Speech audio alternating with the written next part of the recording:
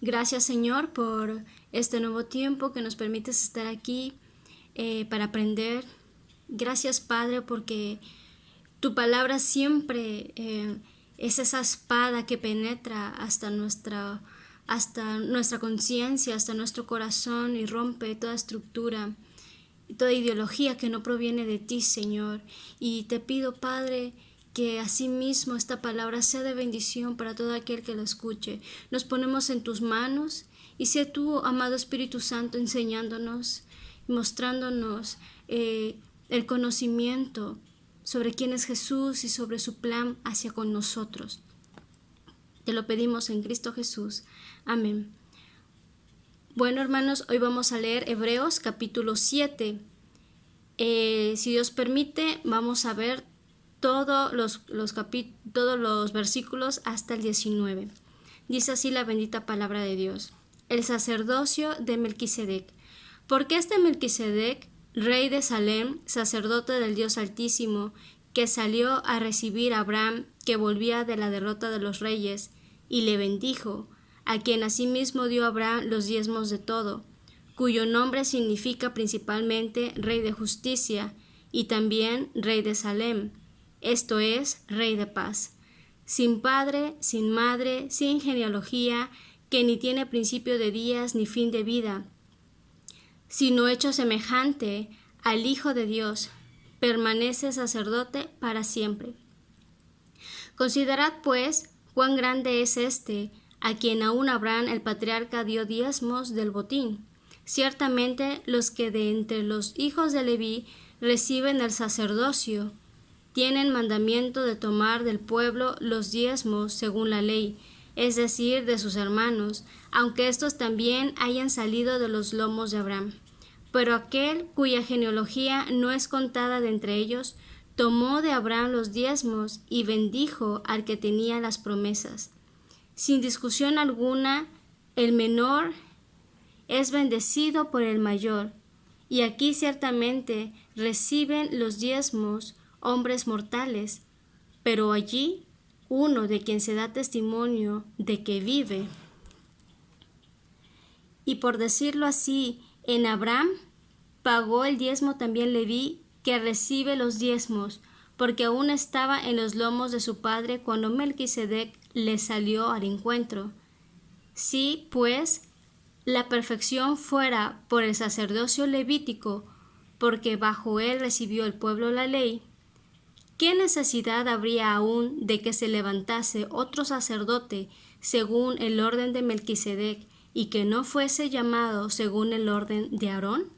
Porque cambiando el sacerdocio necesario es que haya también cambio de ley, y aquel de quien se dice esto es de otra tribu, de la cual nadie sirvió al altar. Porque manifiesto es que nuestro Señor vino de la tribu de Judá, de la cual nada habló Moisés tocante al sacerdocio.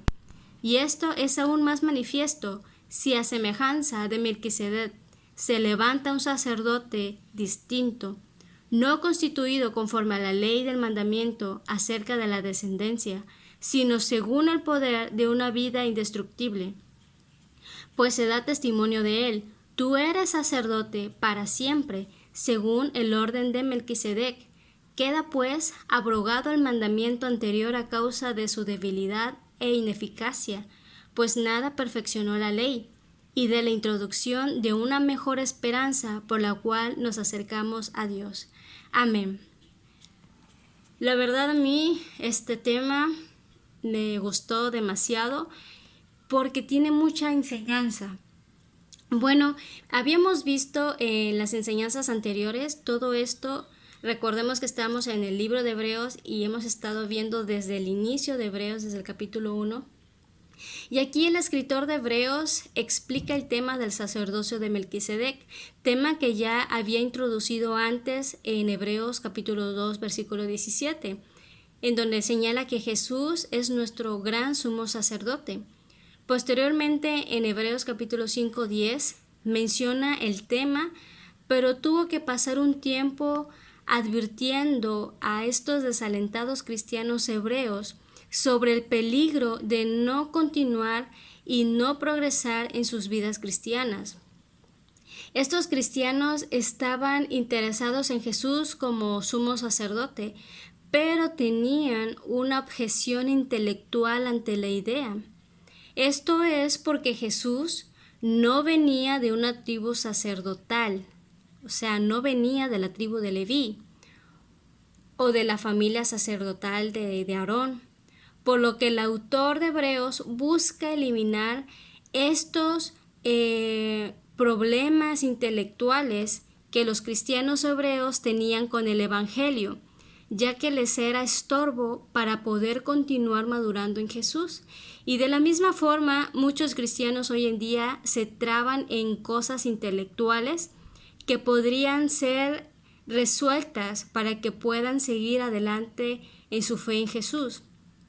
Si un cristiano está trabado, por así decirlo, con temas como la creación, la evolución, la validez de los milagros, los dones del Espíritu u otras cosas por el estilo, ellos necesitan solucionar sus dudas para que puedan avanzar con su fe en Jesucristo.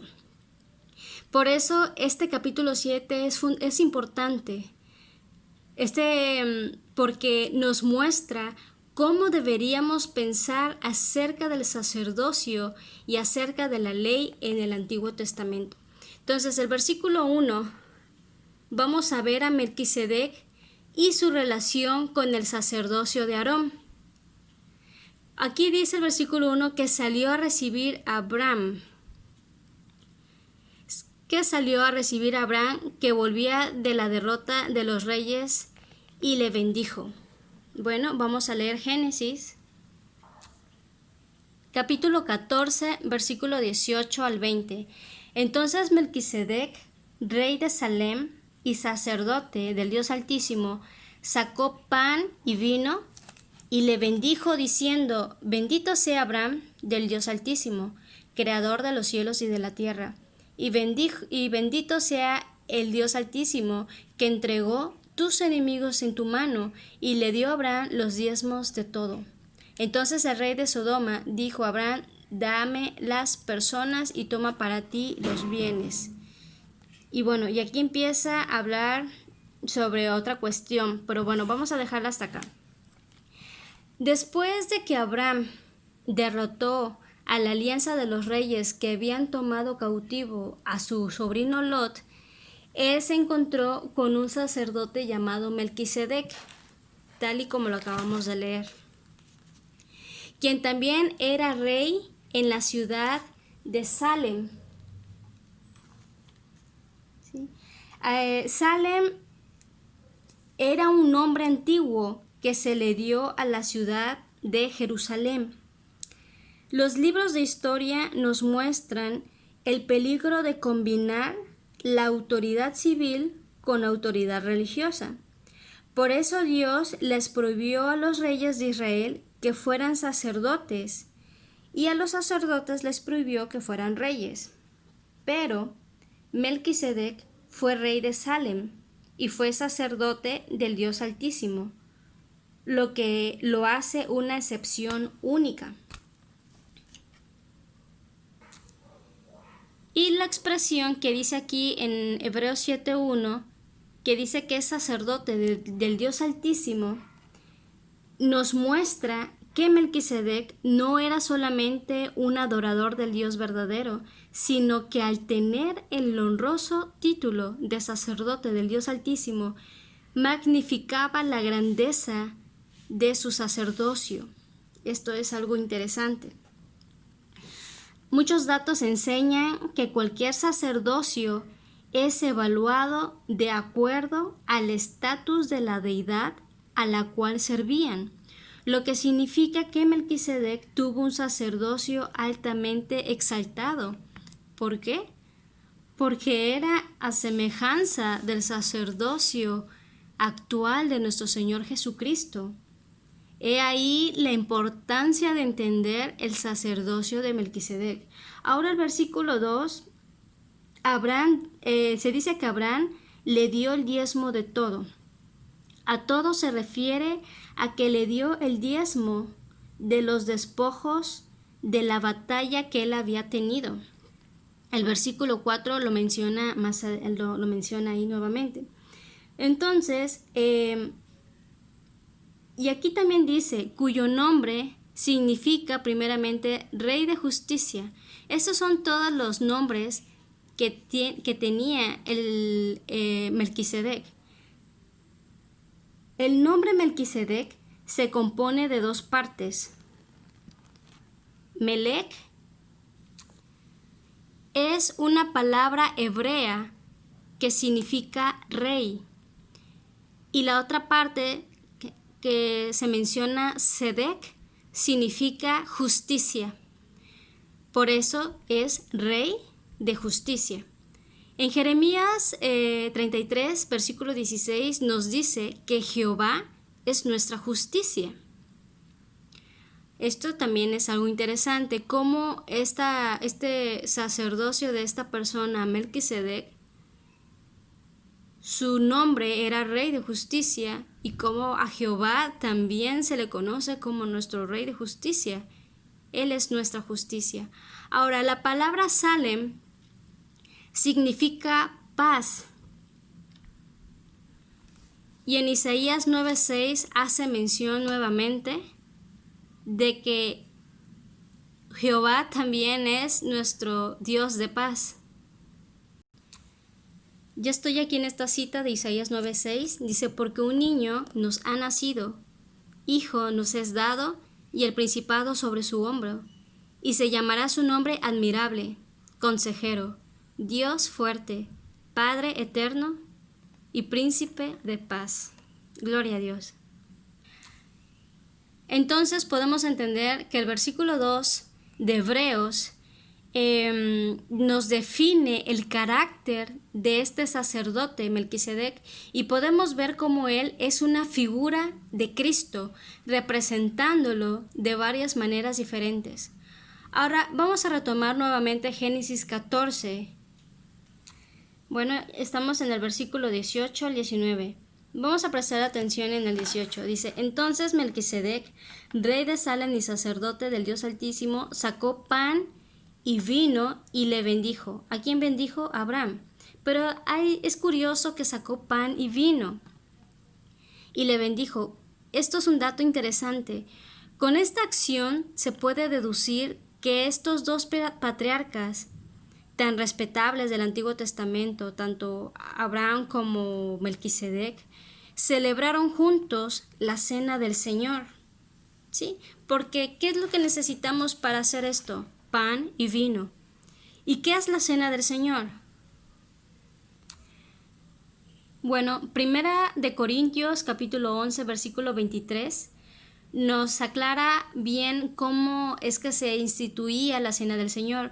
Dice así la bendita palabra de Dios, porque yo recibí del Señor lo que también os he enseñado, que el Señor Jesús, la noche que fue entregado, tomó pan, y habiendo dado gracias, lo partió y dijo, tomad, comed, esto es mi cuerpo, que por vosotros es partido, haced esto en memoria de mí. Asimismo, tomó también la copa, después de haber cenado, diciendo, esta copa es el nuevo pacto en mi sangre, haced esto todas las veces que la bebiereis, en memoria de mí. Así pues, todas las veces que comiereis este pan y bebiereis esta copa, la muerte del Señor anunciáis hasta que Él venga. Entonces vemos que la cena del Señor es un acto que debemos hacer hasta que Él venga, como conmemorar, como memoria de su sacrificio por nosotros en la cruz. Entendiendo el significado de esto, podemos también entender que ellos estaban proyectando hacia el futuro, a la venida de Cristo, muchísimos años antes de que Él viniera a este mundo. Y ahora, de la misma forma, nosotros debemos hacer memoria de su muerte mediante la cena del Señor, y esperamos pacientemente su retorno. Gloria al Señor Jesucristo por esto, que su Espíritu Santo nos dé entendimiento y revelación de su palabra para estar firmes hasta su venida. Bien, ahora el versículo 3 de Hebreos dice que era este personaje, este sacerdocio de Melquisedec, él era sin padre, sin madre, sin genealogía. No se dice nada acerca de la genealogía de Melquisedec en el pasaje de Génesis 14 o en ningún otro lado. En lo que se refiere al registro bíblico, él no tiene padre, ni madre, ni principio de días, ni fin de vida. Hay muchos comentarios o comentadores bíblicos sobre este punto, que expresa que esto significa que Melquisedec era un rey celestial. Y aquí también dice que él fue hecho semejante al Hijo de Dios, lo que indica nuevamente que Melquisedec tuvo un tipo de sacerdocio como el de Jesús. La frase hecho semejante en griego es afomoinómenos. Lo voy a volver a decir. Afomoiomenos. Moiomenos. Está un poco complicado. Afomoiomenos. Palabra que no es usada en ninguna otra parte del Nuevo Testamento. Y esto a mí me causó mucho interés. Es algo realmente interesante. Es una palabra, entonces, esta frase de que fue hecho semejante es una palabra sugerente que se utiliza como modelo de algo o como una copia exacta de algo. Y Apocalipsis 1:8 nos dice con claridad: yo soy el alfa y el omega, principio y fin, dice el Señor, el que es y que era y que ha de venir, el Todopoderoso. Entonces vemos que la comparativa es la misma. Entonces esto confirma nuevamente que el sacerdocio de Melquisedec fue una representación de Cristo. Por eso su sacerdocio permanece para siempre, así como dice el versículo 3. Ahora el versículo 4 hace mención del diezmo otra vez y vemos cómo Abraham, el patriarca, dio diezmo del botín. Cuando el sacerdocio de Leví recibía los diezmos de todo el pueblo de Israel como un mandato, como un mandamiento, sin embargo Abraham dio el diezmo voluntariamente a Melquisedec. Esto hace que lo que Abraham dio a Melquisedec sea más grande que el paso del diezmo por parte de Israel al sacerdocio instituido por Moisés. Esto también es interesante. Ahora los versículos 5 y 6, para comprender un poco más, vamos a leer Números. Ok, Número capítulo 18, versículo 21. Dice: y aquí yo he dado a los hijos de Leví todos los diezmos en Israel por heredad, por su ministerio, por cuanto ellos sirven en el ministerio del tabernáculo de reunión. Aquí habla que es por heredad y por su ministerio. ¿Ok? Es por ello que los versículos 5 y 6 de Hebreos, del capítulo 7, dice: ciertamente los que de entre los hijos de Leví reciben el sacerdocio tienen mandamiento de tomar del pueblo los diezmos según la ley. O sea, ya era un mandamiento, es decir, de sus hermanos, aunque estos también hayan salido de los lomos de Abraham. Pero aquel cuya genealogía no es contada de entre ellos, tomó de Abraham los diezmos. Eso es lo interesante. Entonces, debido a que toda la tribu de Leví estaba genéticamente en los lomos, es decir, en la descendencia de Abraham, cuando él hizo esto, vemos al sacerdocio de los levitas pagando el diezmo al sacerdocio de Melquisedec. Esto muestra que Melquisedec está en una posición de autoridad sobre Abraham y su descendencia de Leví. Interesante. Ahora, los versículos 7 y 8 dice: y sin discusión alguna el menor es bendecido por el mayor, Y bueno, y vuelvamente el 8 a hablar que recibieran los diezmos hombres mortales. Bueno, de la misma forma vemos en el versículo 7 que el menor es bendecido por el mayor. Aquí lo dice más claro, que Melquisedec era mayor. Entonces, por lo tanto,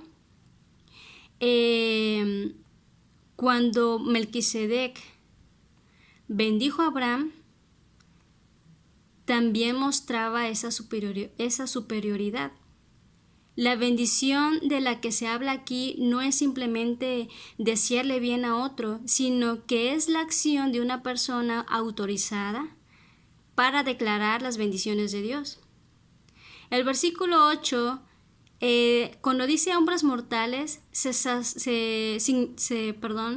refiere al sacerdocio de los levitas, o sea, de la tribu de Leví.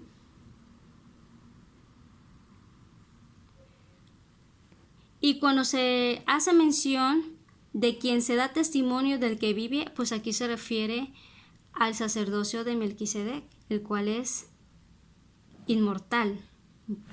¿Por qué? Porque es una representación de Cristo. También en los versículos 9 y 10 abarca otro punto interesante. La tribu sacerdotal de Leví se encontraba en las entrañas de Abraham, o sea, en la descendencia de Abraham.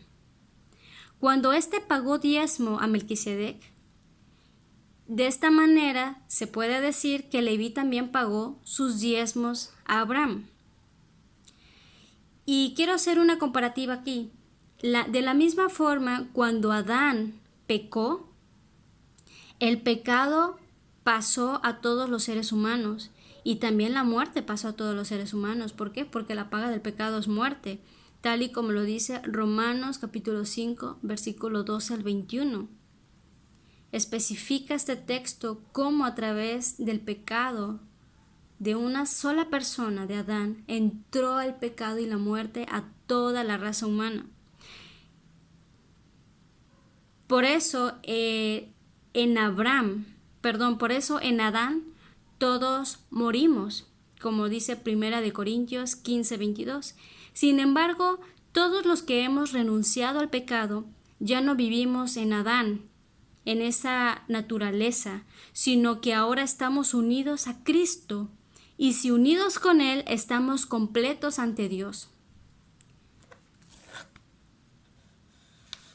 Ahora el versículo 11 lo que está diciendo es que el detalle que caracterizó al sacerdocio de Aarón fue que era incompleto. Prestemos mucha atención en este punto.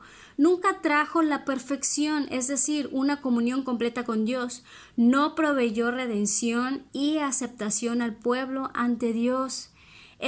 En consecuencia, necesitamos a Cristo, nuestro gran sumo sacerdote para siempre, el cual se levantó para darnos esa redención ante el Padre, ante su Padre.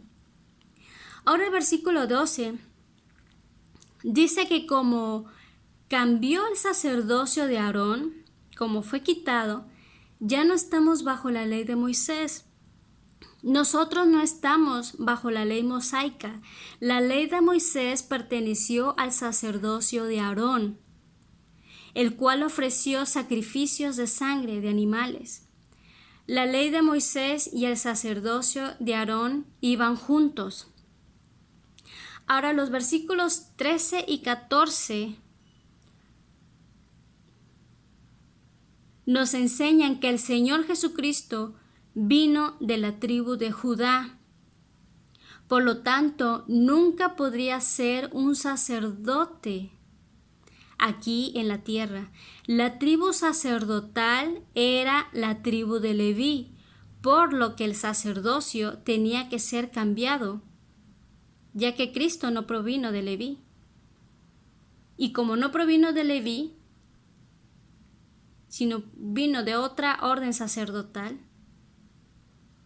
Jesucristo vino con otro tipo de cambios, con otros principios.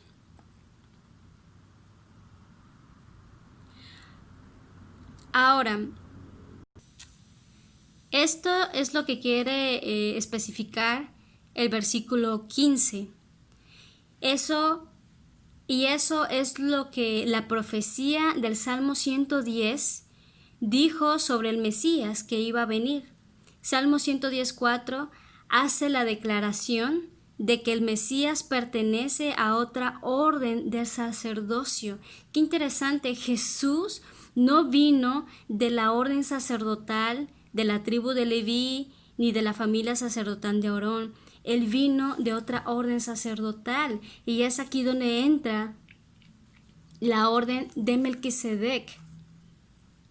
El versículo 16 nos dice que el sacerdocio de Jesús no estaba basado en una ley o en una herencia, sino en el poder de una vida indestructible de Dios. Indestructible. El versículo 17 dice, tú eres sacerdote para siempre. Dice, pues se da testimonio de él, tú eres sacerdote para siempre.